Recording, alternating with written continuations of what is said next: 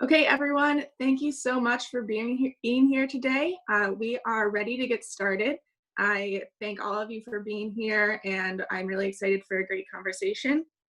Um, Today, we are having our fourth episode of the Hunt Institute's new webinar series, Conversations with State Chiefs.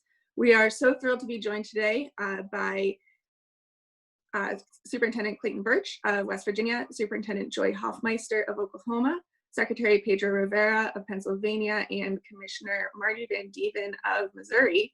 We also have as our resource expert today, Dr. Javaid Siddiqui, who is the President and CEO of the Hunt Institute.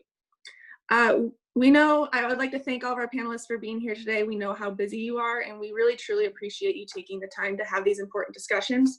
As we move forward and respond to this event, this COVID event, it will become increasingly important to make space for these conversations. Our first three episodes featured chiefs from North Carolina, South Carolina, Virginia, Idaho, Wyoming, North Dakota, Texas, Florida, and Tennessee. We also were fortunate enough to have Dan Weisberg, the CEO of TNTP, Dr. Carissa Miller, the Executive Director of CCSSO, and Secretary John King of the Education Trust. If you miss those conversations, you can find recaps and recordings on the Hunt Institute website on our Conversations with State Chiefs landing page, and I will show you a link to that at the end of the discussion today.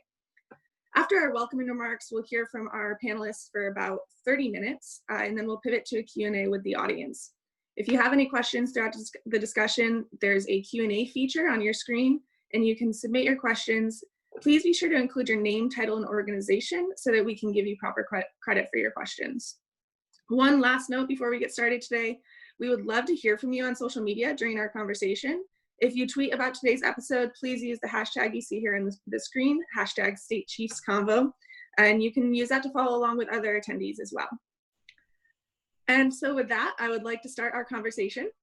I'd now like to start by asking the Hunt Institute's President and CEO, Dr. Javaid Siddiqui, to discuss some of the different ways that students can show growth, since we're going to be talking a lot today about different forms of student growth and how we can cultivate it during these school closures.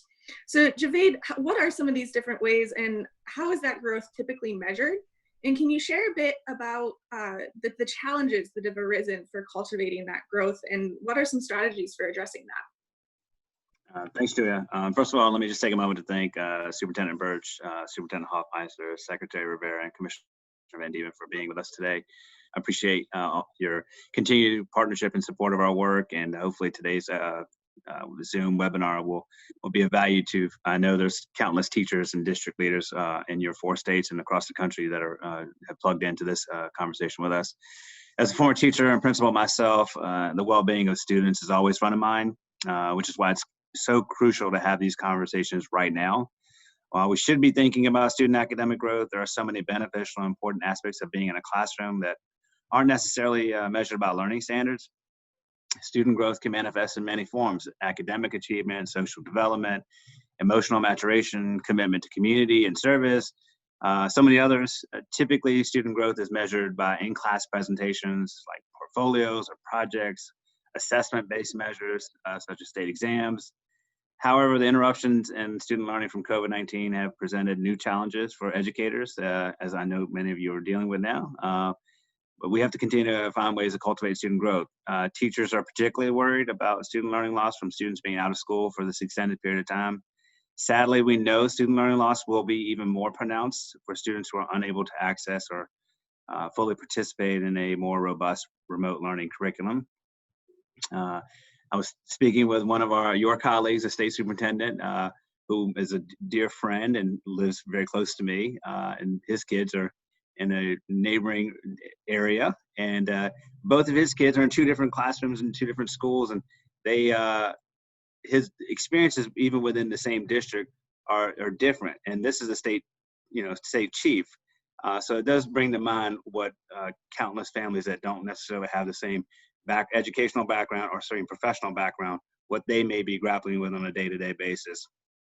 But in addition to student learning loss, mental health challenges have been at the forefront of discussions surrounding student growth during this pandemic. So when schools reopen, students and teachers could potentially carry into the classroom trauma, stress created by the pandemic, social isolation, and just sudden changes in routines. So in response to these new challenges, many districts have adopted strategies for tackling student learning loss and mental health concerns. More schools are going to be finding ways to assess students so early so that teachers can better understand exactly what they'll be dealing with for the remainder of the academic year, whatever that academic year may be, whenever it may start. So to help students catch up on critical instructional time they lost during this pandemic, it's going to be critical. Some students are going to require additional hours outside of school where learning can be enhanced or extended. Above all, when thinking about student learning loss and brainstorming ways of getting students back on track when they return to school, it is important to prioritize policies that meet the needs of all students. Addressing inequities on the local and state level are especially important during this pandemic. Without equity, the opportunity gap, which I know you all share with me, amongst American children will grow even further. So I'm hoping we'll be able to discuss some of that and some of these issues in our conversation today. I'm really looking forward to hearing your thoughts and what how you're leading in your states. So with that, I'll turn it back to Joya. Thanks, Javed. I think that sets a really a great platform for us to begin our discussion today. And I'm really looking forward to hearing what states are doing to think about these questions moving forward. So with that, I would like to start with Superintendent Birch.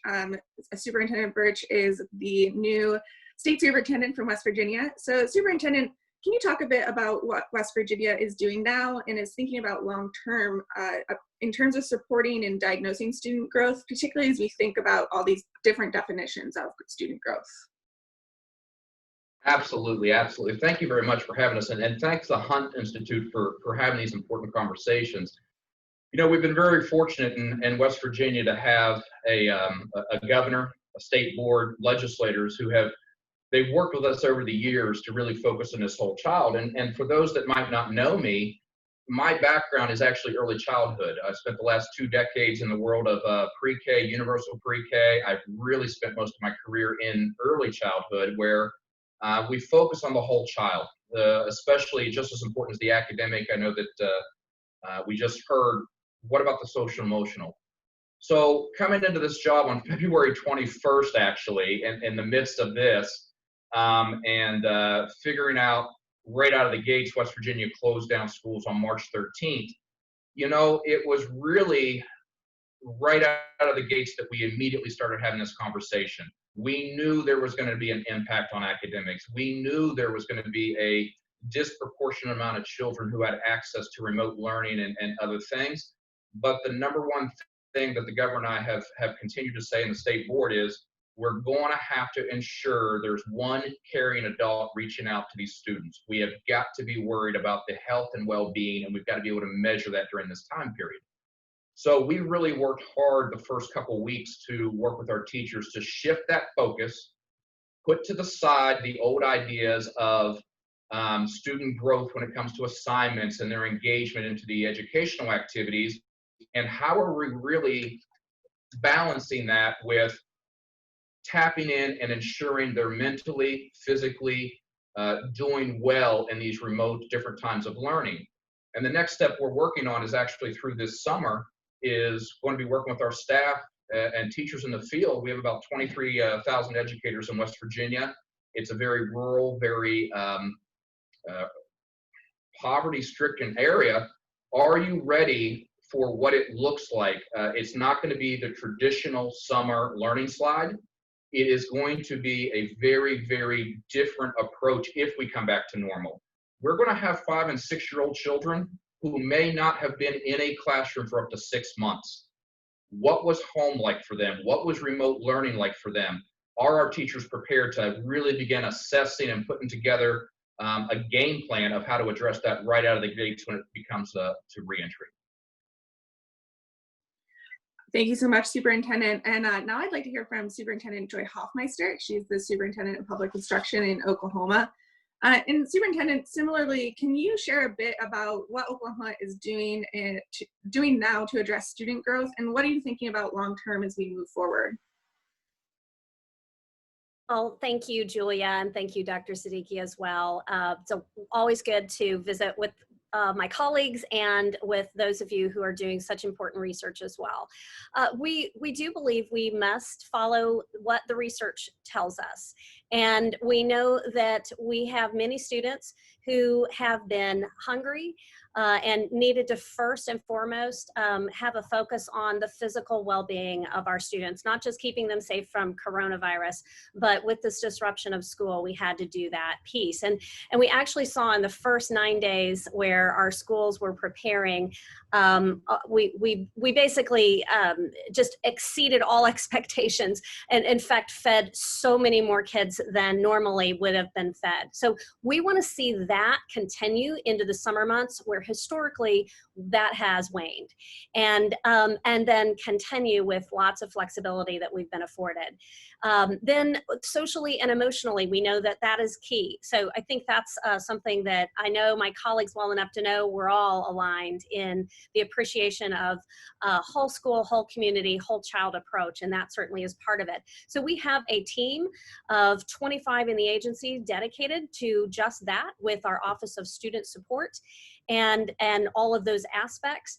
But our focus right now is really thinking about how are we going to ensure that those learning losses are addressed on an individualized basis. And we have a tool that we'll be using through some of our COVID funds for a statewide contract to offer that uniformly statewide in math and reading.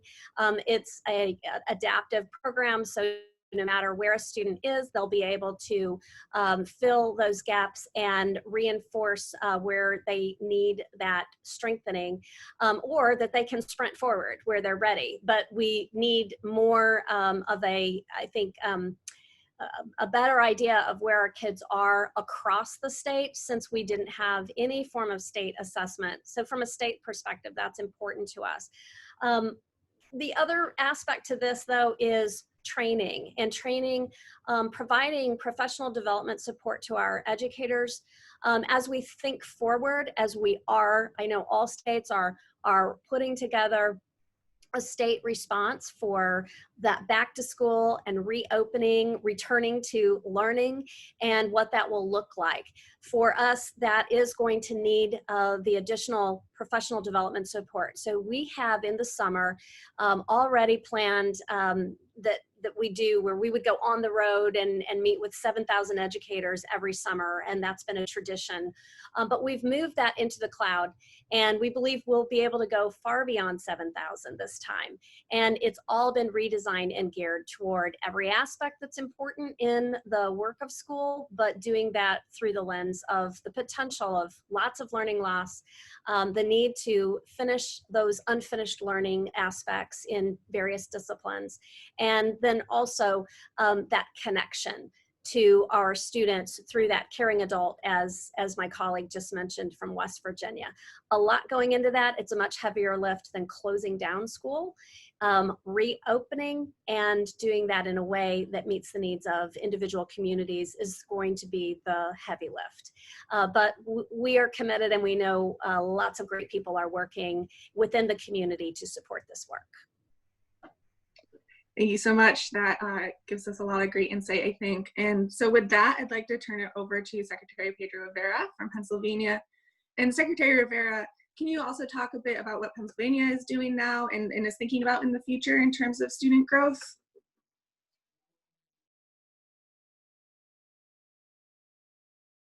Absolutely. Thank you, Julia.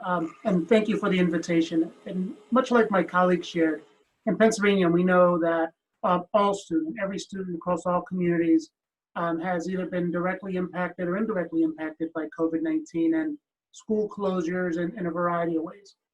So while academics and continuity of education have been at the forefront, we're also considering ways to ensure their students' social emotional needs are met, as well as ensuring that their other non-cognitive needs are met to allow and create conditions in which where they can grow not just academically, but also grow socially and emotionally. As we've shared a number of times in Pennsylvania, we're very fortunate to have strong relationships across agencies, but we realized we first and foremost had to create North Stars for conditions that we're engaging. And first and foremost, our first North Star non-negotiable is to create conditions that ensure the health and safety of our students and staff. Health and safety is job one. And then the second non-conditional is to create conditions that support academic preparedness for post-secondary, for transition to work or transition to the next grade.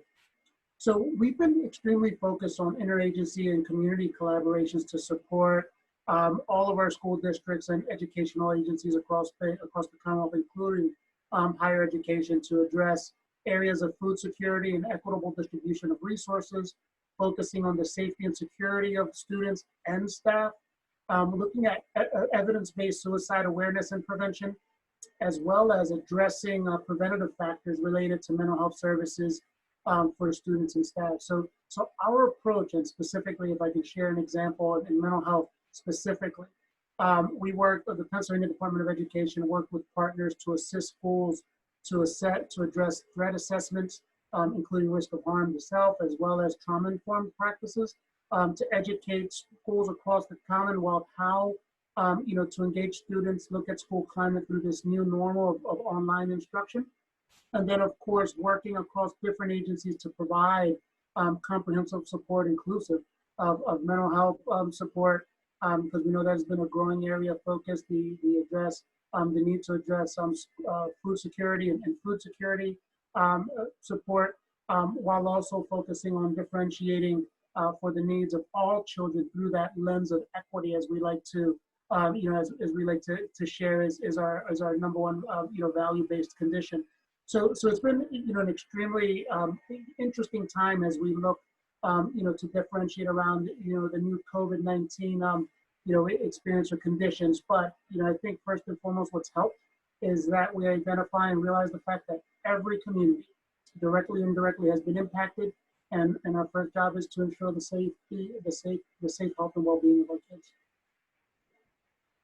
Thank you so much, Secretary. And before we turn it over to Commissioner Van Dieven, I just quickly want to say, sorry, Commissioner, that if you have any questions, we've already had a few submitted into the Q&A. If you have any, please feel free to drop them in there, and we'll make sure to get to them in our Q&A section. So with that, Commissioner Van Dieven, I'd love for you to talk a little bit about what Missouri is doing and what you're thinking about long-term to recover in terms of student growth.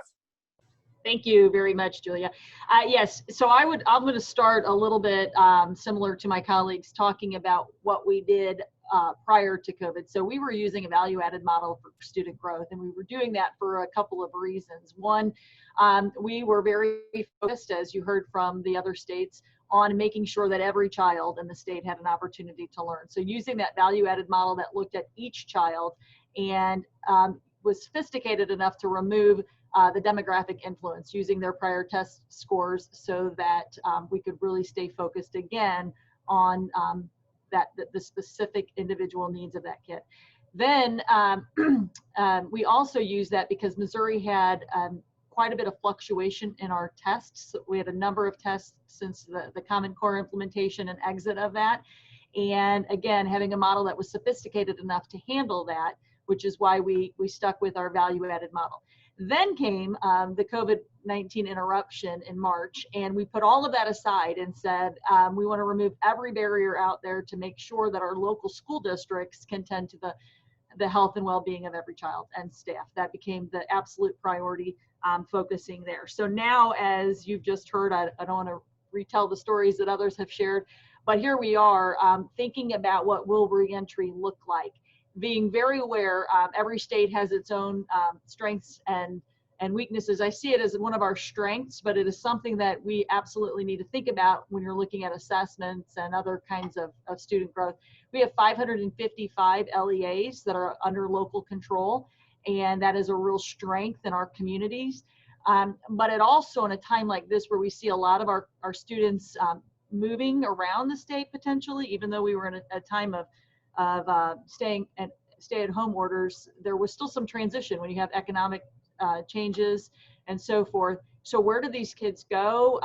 Making sure that we can follow when they come back in the fall, as you heard from our colleagues as well. Lots of differences in the types of access to high-speed internet access And the ability of the digital divide that we knew was there sort of exacerbated itself. And so how do we find out where they are when they come back and make sure that we're able to meet them where they are, take them where they need to be? So we've three task force getting launched this week. One is on accelerating the learning process. So that's really going to be less on the accountability side and more on the diagnostic approach and finding out where these kids are. But most importantly in that is narrowing our standards a bit. So our standards are still very broad. What are those really essential components that are building blocks that if you absolutely need to know this in 4th grade math in order to go to 5th grade math? And so identifying those, doing some diagnostic testing on that area, and then identifying those interventions that would be necessary there. The other would be assessment for learning, so developing some formative tools. I see the growth following in on 2 portions there. One on maybe a simple growth, looking at where they came in and where they are at the end of the year, of course. But really, more importantly, the questions we're getting, which I'm sure you're all getting, is how will you know, did remote learning work under what conditions? And how will you know? And you don't know that unless you have a tool, again, that's sophisticated enough to go back and be able to compare the various environments. So that is what we're really looking for in the assessment for learning is, again, not for accountability purposes necessarily, but genuinely about student learning and making sure that every child will have that opportunity for success. And then the third is reaching all students. As Javed mentioned very early in the conversation, our job is to make sure we're reaching every child. So what about those students, our English learners? What about our special education students? Lots of different challenges that arose through this disruption in the school building closure process. So that's really where we are, and just got off a call with about 37 superintendents from across our state, and they are eager to get back into school and serving our children as best that we can. Thank you so much, Commissioner, and thank you everyone for that great overview. I now want to switch us over to a Q&A section. I just want to remind everyone, I see a lot of questions coming to the Q&A, which is fantastic. If you have questions, please feel free to submit them, and we will try to get to as many as possible. And I will share at the end an opportunity to get more of these questions answered. But please feel free to submit as many as you'd like. So with that, I'm going to start with Superintendent Birch. Superintendent Birch, West Virginia has a large rural population, as you mentioned earlier, and many students may struggle to get consistent access to technology and internet. And so what is West Virginia thinking about as kind of community-centric alternatives to e-learning? And what are some ways to build on the assets of these rural communities to support the whole child? Yeah, thank you very much. So you're right, it is very rural, and I was glad to hear that all of my colleagues were very consistent that, you know, we've got to focus on all children, and it can't be for some. And you know, I've always believed, and as well as probably everybody on this call believes, that education, public education, is the great equalizer. And I honestly believed that until March 13th here. And I'm going to say that publicly, and I'm going to say it very loudly. We found out on March 13th when schools closed down that the lack of access to technology was so poor throughout the state, we actually now have quite an inequality happening. We have students who had access right out of the gates. Their school systems were ready, they were prepared. They never missed a beat with engaging daily with their students. We've seen benchmark assessments actually increase during this time period. But I can go across the state and hear the stories of poor access or no access. And those remote learning opportunities began to look very, very different as time went on. So as you hit that 4, 6, 8 week period, we now have quite the gap that we've created. And the fear is the gap is not just about the academics, the gap is going to be about the overall engagement of these young people. But the beauty is that West Virginia has these very, very strong communities. And these communities have worked with us. We have 55 superintendents in the state of West Virginia. They've worked with us to identify where these gaps are. And I think this has really hit home that the State Department of Education, the governor's office, the State Board of Education, we're not going to solve this technology issue alone. And no matter how much COVID funding comes or CARES funding comes, it's not going to solve this issue. It's going to take these communities stepping up and working with us to identify how best to serve these children. And I think we're going to have some short-term plans for the fall to make sure everybody is counted, everybody is prepared. But we're going to have to get really, really serious about what the future looks like if we enter into a new normal. Thank you so much, and thank you for your passion. It's so apparent through the screen. Superintendent Hoffmeister, moving on to you. What is Oklahoma doing to equitably help students with grade transitions and graduation requirements? Because we know that the transition aspect of this is such a big one. Well, I would like to talk very specifically, but then also more broadly outside of COVID. So first of all, and I did see a question in the chat asking what tool I was referring to. It's actually called Exact Path. It's an individualized online learning tool that provides instruction but begins with adaptive questions so that that child is starting right where they need to be and they have an exact path from that point to grade level, and that can be set in different ways and aligns with some of the other tools our districts are already using with benchmarks, NWEA, STAR, etc. But this is specific to math and reading. So then I would like you to now think about how we're going to be using this tool. It is K through 12, it's aligned to ACT as well. So when our schools open in the fall, we will have a statewide contract for them to all be able to have this for free. But we're already working, when you spoke of the transition between grade levels, this year is most important, but there are others coming that we, throughout the year, there could be breaks. So a partnership we've established with our DHS, and they are interested in us being able to provide this platform for children already being served of school age in child care centers over the summer. And we'd be able to begin that.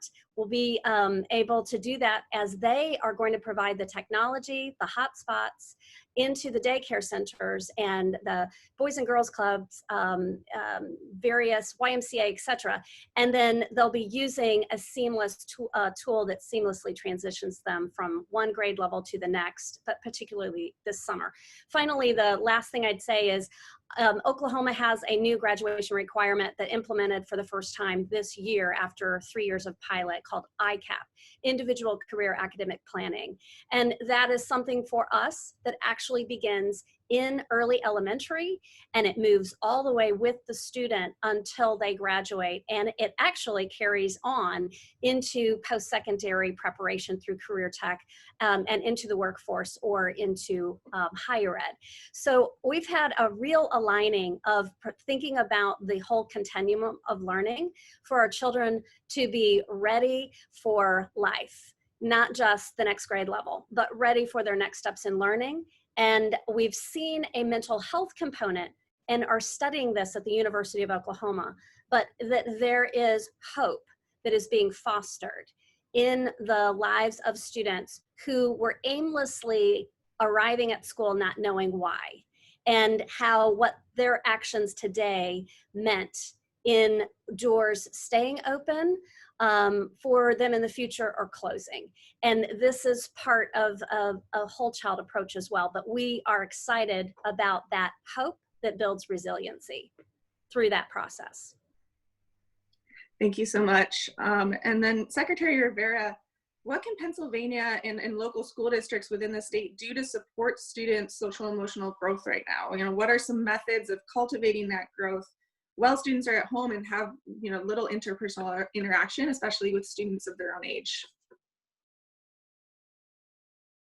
Yeah, thank you so much, Julia, for the question. I think, you know, first and foremost, it's important to understand, you know, that many of our young people, you know, as well as, you know, educators, adults, and families are experiencing, you know, a bit of stress as a result of COVID-19.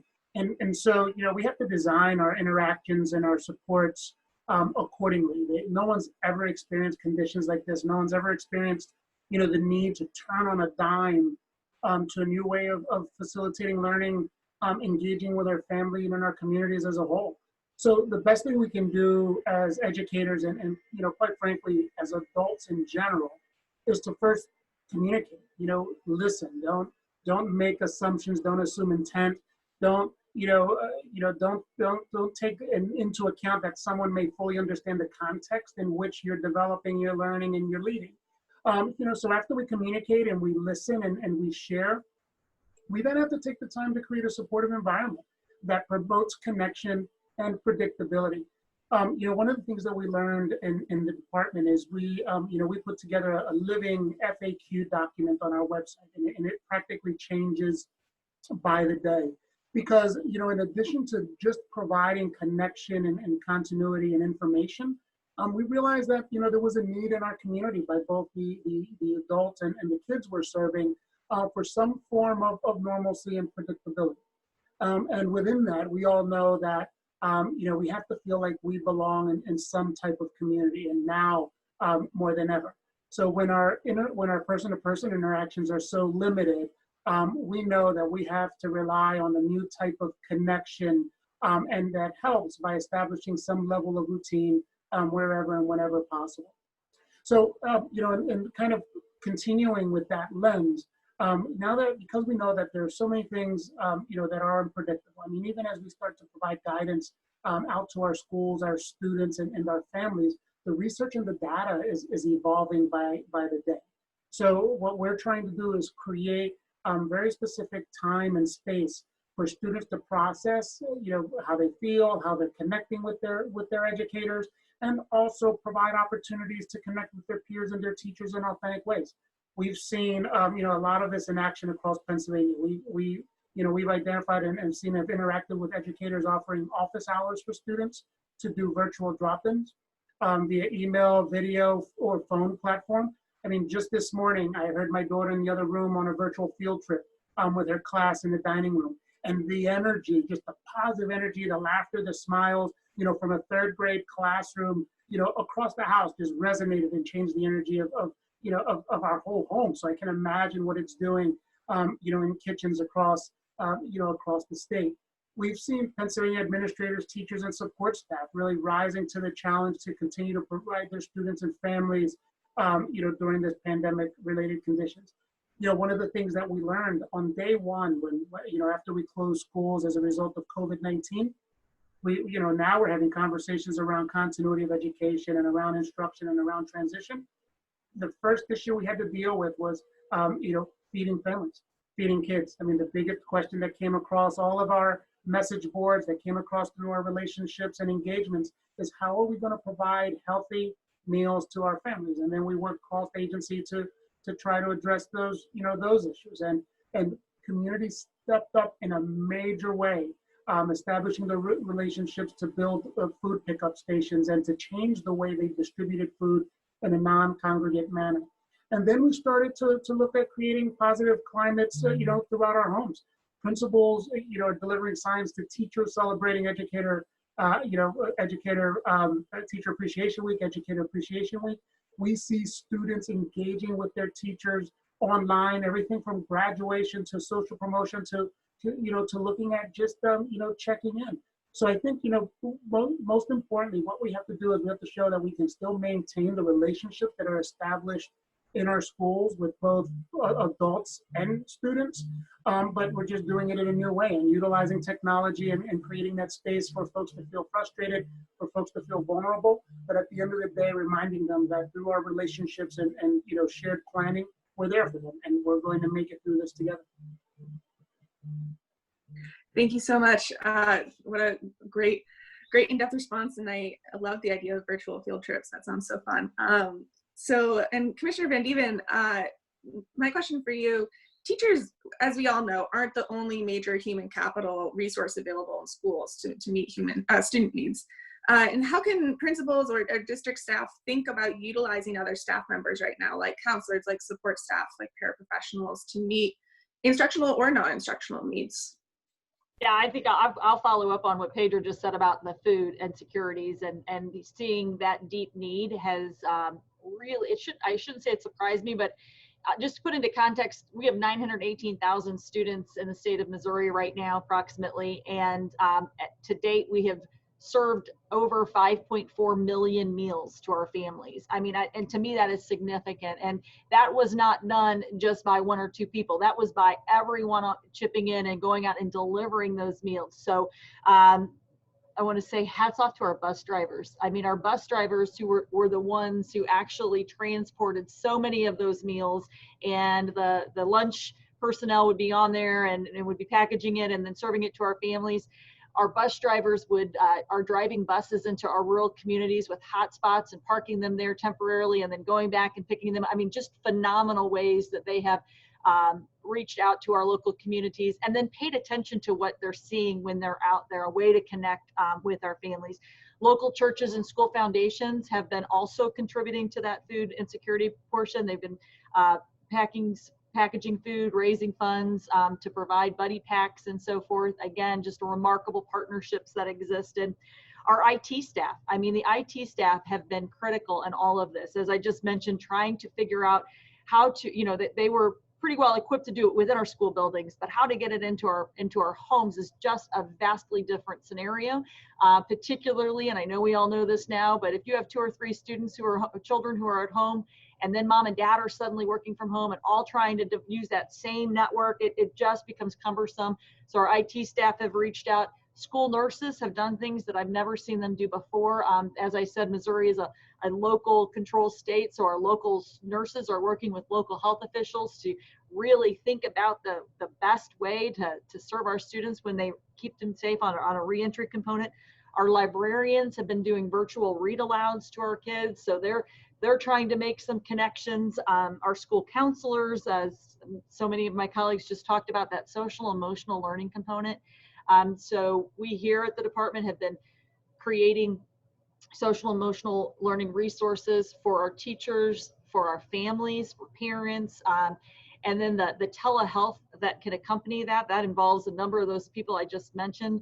So this has really been sort of an all hands on deck. And you know, you mentioned the teachers, but I just cannot thank our teachers enough. And one of the things that I want to point out is when you talk about that connection, I have a teacher advisory committee meeting about once a month, and I was on a call with them, and one person was being relatively quiet through the call. So I really thought she was not interested. And I went to her and finally called on her, and she was very emotional about how hard it was to see not seeing her children and concern. And I said, I have to tell you, I thought you were disengaged because we were doing Zoom, and I didn't know that you were experiencing that. And they all said that's how our kids are too. So they have to. It's great to be on Zoom and see faces, but we have to make that connection. Like, call one out. A lot of people are picking up phones and calling kids and checking in and calling families and checking in. I mean, it's just been a remarkable amount of outreach, really concerned and caring about the well-being. We'll get to the academic part. Our teachers of the year have a little group, and they're talking about grace over grades right now. That's their little mantra. And just really saying we have to make sure the social emotional side is met so that they're prepared to jump right back in the game when they're back in our classrooms. And so both of those are really important, but just the human side of this has been overwhelming, and it has taken coaches, everybody. So great question, and appreciate the opportunity to respond. Yeah, thank you so much. And as the daughter of a school bus driver in a rural school district, I really appreciate those remarks. I know he really misses his students. Yeah. So moving on, we have about 15 minutes left for questions. So I want us to try to get through as many as possible. I've got a whole bunch in the queue. My first one comes from our friends at the Data Quality Campaign. And Commissioner Van Dieven and Secretary Rivera, I'd love to get your quick thoughts on this. In the absence of 2020 assessment data, some states are looking at using existing 2019 data to measure 2-year growth in 2021. And what value, if any, do you see in this data, and how could it possibly be used in the place of traditional growth data next year? And I'll start with Secretary Rivera, and then we'll go to Commissioner Van Dieven.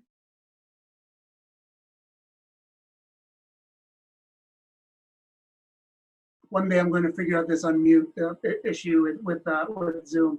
We made a decision to not use this year's data, or to even look at longitudinal data, to assess or to provide instructional growth or instructional measures for school districts. And not only, because we realized as we were spending time to look at the validation of the data and whether or not it could be used in new ways, we really started to take into account bandwidth of schools and bandwidth of the Pennsylvania Department of Education, our department. And we realized, through this, what we really needed to do, because we were focusing on equity and equity of in resources, equity of connectivity, as was shared earlier by my colleagues, in terms of equity of access in general, spending the time and creating a focus around the use of both traditional standardized assessment and local standardized assessment started to pull resources and started to pull focus in a direction that we just couldn't support. So to level set and create a sense of balance, we stepped away from the use of standardized assessment to track data, focused on access and availability. We also created a really specific pipeline and resource center for schools. So just to share with a little more specificity, we worked with our intermediate units to provide an online platform for every student, every K-12 student across the Commonwealth. So if they didn't have access, if the school district didn't have access to use an online curriculum, we, through our intermediate units, provided one to them. And to date, I think we have almost 400,000 students participating in the state's online platform. And that's where we utilized a lot of our assessment focus, both in team and in terms of dollars, to focus the issue of equity of access, as opposed to continuing with the data. So I know when we come back, we're going to have to try to find a way to reutilize that, but at this time, it's not a direction we move in.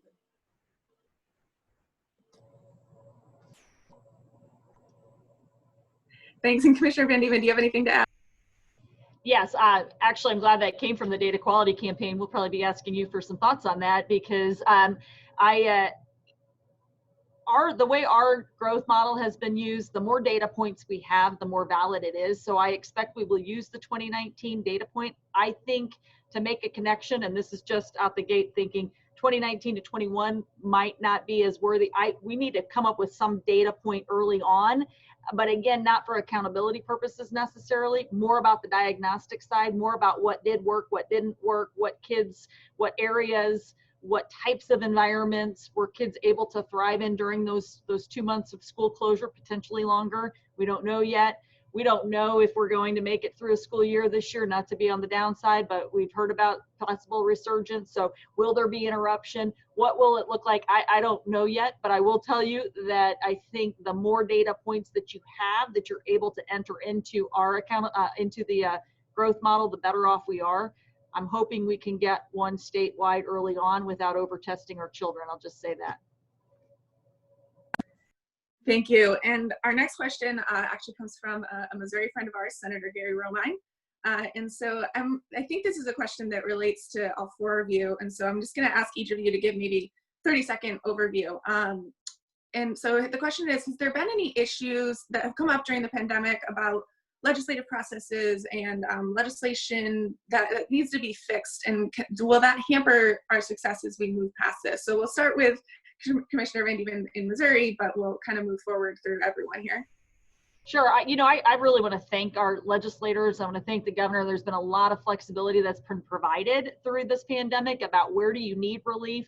Now I think the question will be, what regulations do you need to put back into place? And the one that I am so really looking at that, and the one that we're looking at right now is attendance. Attendance drives a lot of what we do in the state. So it drives our formula payment, it drives accountability measures. And if we're not sure about what attendance is going to look like, I think that's probably our hot point. But there are many, many, and our legislators have been very helpful to this point. Thank you. And Superintendent Birch, anything to add there? No, I'll agree with Commissioner Van Dieven. We really want to thank our legislators and our governor. They've been great during this time to offer that flexibility that they knew we needed during an emergency. But I do wonder if this emergency will not cause us to have a different type of dialogue in the future, which is what is learning?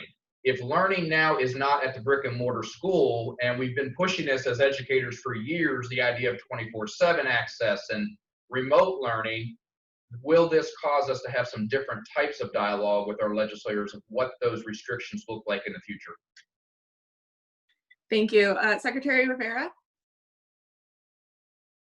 Yeah, I agree. Like my colleagues, I mean, I've been very fortunate. Our General Assembly allowed me very broad waiver authority through the pandemic. And so we've been able to waive regulation, school code on a number of issues. With that, though, there were a number of lessons learned. I mean, I can tell you there are a number of times where I've thought to myself, why do we require, X, not to get into any specificity? So I think having that waiver authority now has allowed us to respond to the pandemic, but it's been a real lesson learned moving back, to rethink, some of what we've been requiring schools to do, for decades, and quite frankly, may no longer align to the opportunities we have in use of technology or looking at education in a new way.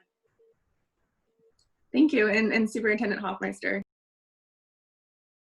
I would echo that, all that's been said, and we are grateful. We're getting wonderful questions from our legislators as well. What did you need, but what do you need moving forward? And our governor is very attentive to this as well. Everyone has been really coming at this with an approach of teamwork, and that we're here to serve communities. So I agree with everything that's been said. I'm going to say something that probably isn't on anybody's mind, but we would appreciate being able to continue forward with, and that is the ability for video meetings for official business. We have had so many more. I mean, our very first video of our meeting of the State Board of Education ended up having over 80,000 views, and lots of people online watching and participating. One of the things we believe is important is to have engaged communities around the support and work we do to build exceptional schools with exceptional educators and kids that are ready for anything. So that extends as well to our local boards. And I believe that is a very great area of need, to have more people participating in local school board meetings. And so I'm just going to toss that out there as one thing, as one example, beyond attendance and some of the other things that, yes, we are grappling with and will be coming to our legislature for some relief. But that's one we would love to keep. Thank you so much. I think we have time for 2 more questions. So this next one, I'm going to direct it towards Secretary Rivera and Superintendent Birch. And we know that mindset can play a critical role in how we engage with parents and students and communities. How can we pivot the narrative from summer learning loss to learning opportunities as it relates to student growth and professional development? So I'll start with Superintendent Birch, and then we'll go to Secretary Rivera. Yeah, I think it's actually what we just heard from Superintendent Hoffmeister is this idea that we've now realized, and it took a pandemic here for us to realize the actual potential of technology. When there is access, the ability to communicate. I've been saying that there's 3 silver linings that come out of this. I'm going to be talking to a public education collaborative group here in West Virginia soon. And the beauty is that we've all been forced to learn Zoom or Teams or different ways that we can train, and we need to think of it differently. But I do believe that we have a stronger sense of community, both at the state and at the local level because of this. We have a stronger process for communication. And I think we can now use this to pivot because we now have a much, much better appreciation of the field of teaching. And what our teachers do. I joke all the time about the Google commercials that we all see on the appreciation of teachers, and it gets me every time. And I think, oh my gosh, I don't know if I can go back and do that or how they do this. But I think those are the things we can use to our advantage to pivot quickly and use that momentum to continue doing some really strong things around technology and professional development as we head into the summer. Thank you. And Secretary? Yeah, I agree. I think first and foremost, this pandemic has highlighted a number of thoughts for us in education. First, as what was shared earlier by my colleagues, the need to focus on equity, especially in some of our communities that did not have access to the types of technology they need to be successful. And now we're working on getting access to those communities.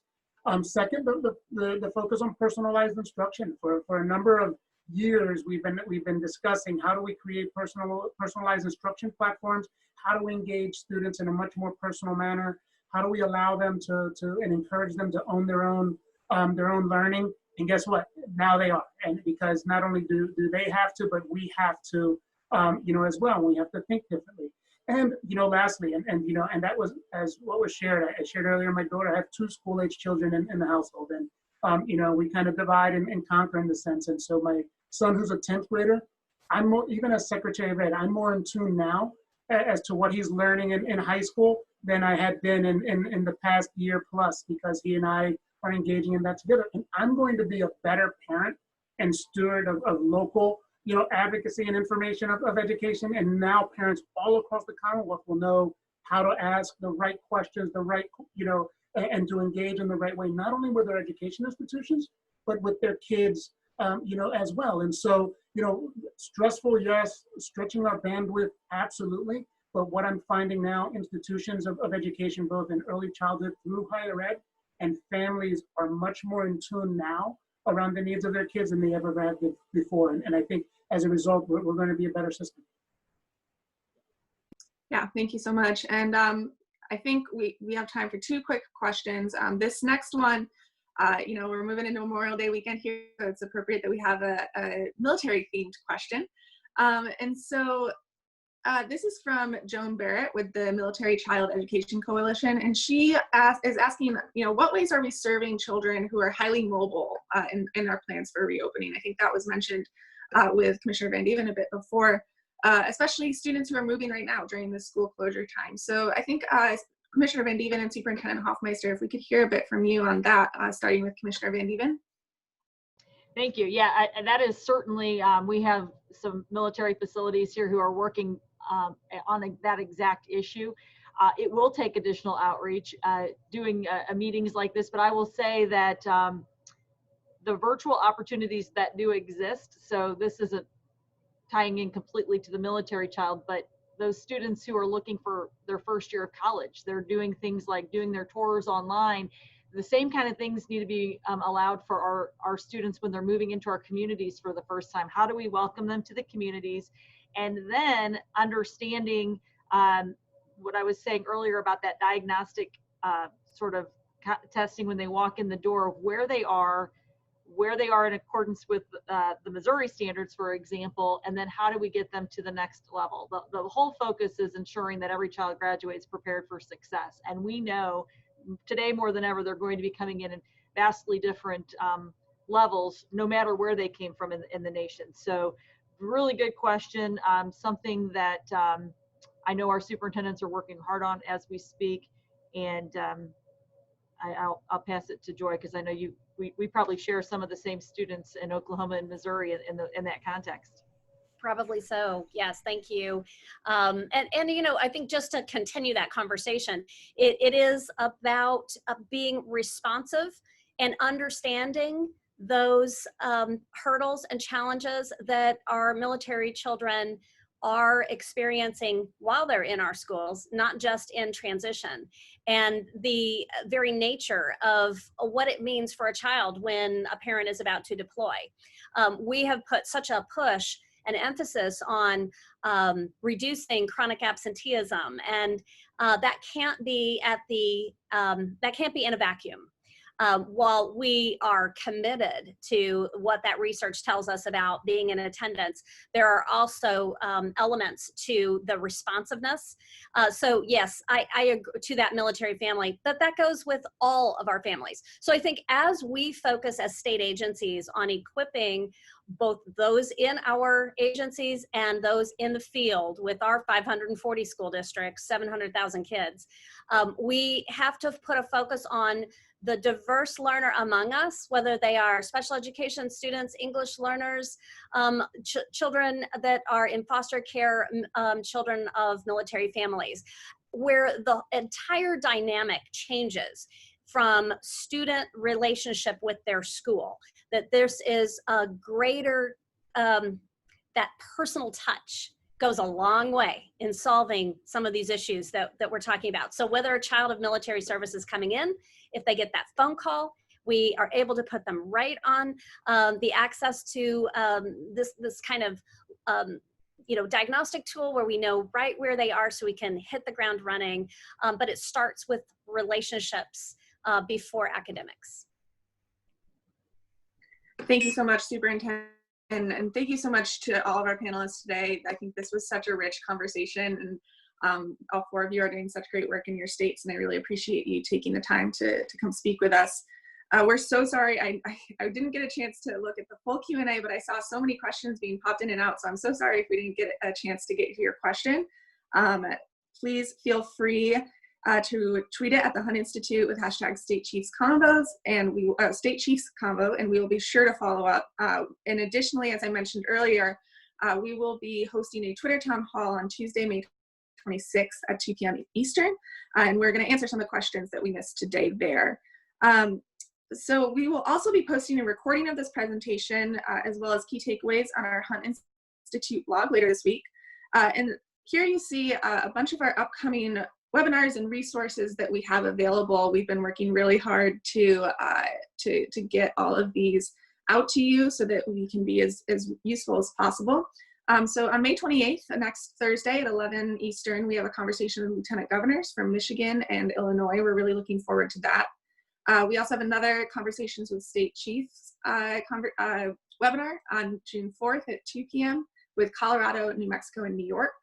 And COVID and K-12 School of Finance on June 9th. And mitigating disruptions to the higher ed student pipeline on June 11th. And then in our 6th Conversations with State Chiefs, Alaska, Nevada, and Utah on June 18th. You can also see here at the bottom a link to our COVID resources landing page where we have a whole bunch of different briefs and state-by-state trackers tracking responses to the COVID pandemic. And then finally, we have also put together, based on a lot of questions from all of you, a landing page for all info related to Conversations with State Chiefs. And so it has blog recaps, it has video recordings, as I mentioned. We are working on putting together kind of a frequently asked questions page so that we can address some of these questions that we're hearing in every webinar, and maybe some other resources as we move forward. Last thing I'll note is that once the webinar is over, you'll be brought to a brief survey asking about today's experience. We would love for you to respond to that. It's very quick and it will be completely anonymous. It will only be used for grant reporting purposes. We won't share that information elsewhere. And so with that, I would like to thank all of our panelists and our President and CEO, Dr. Javed Siddiqui. And thank you to all of you for joining us and for all the work that you're doing to support our students during this crazy time. So thank you, everyone, and have a great day.